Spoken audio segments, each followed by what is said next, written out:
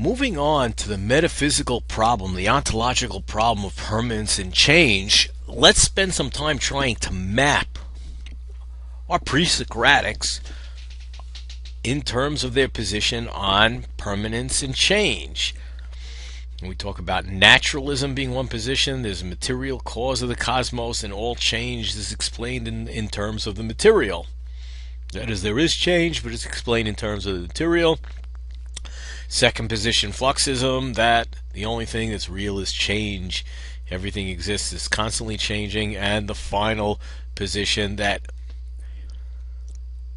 everything that exists is permanent, therefore change is absolutely impossible. Let's see where we should map our philosophers to, our Presocratic philosophers to. And the naturalism is kind of easy, right? Because we have Thales and Anaximander and Anaximenes, even though they have different things. They're talking about the material cause, that is, and they're the Milesian naturalists.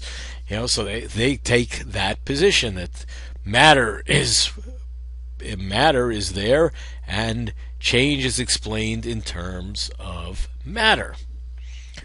Moving on to Pythagoras.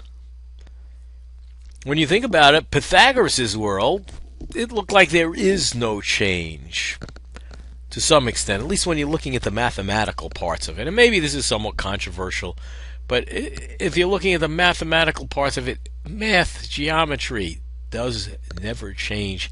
And that's the stuff that's really real as far as Pythagoras is concerned, or at least that's one way of characterizing his position. Heraclitus, easy. Everything's change is the basis of the universe.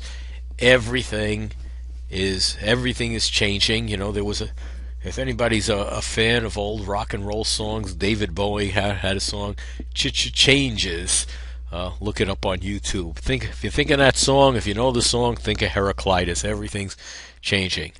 Now, Parmenides obviously is in the position that everything is permanent, change is impossible. We know that's how he made his mark on the philosophical world. And Zeno, his student, followed in his footsteps. Now we go to the guys who succeeded Parmenides and Zeno. Democritus, obviously, there's matter that's permanent, and only the change that can be explained is just the reconfiguration of those. Anaxagoras looks like he's there with Democritus. Not really that clear, but this looks like where those guys are staying, and the sophists don't really fit on this chart because truth is relative as far as they're concerned.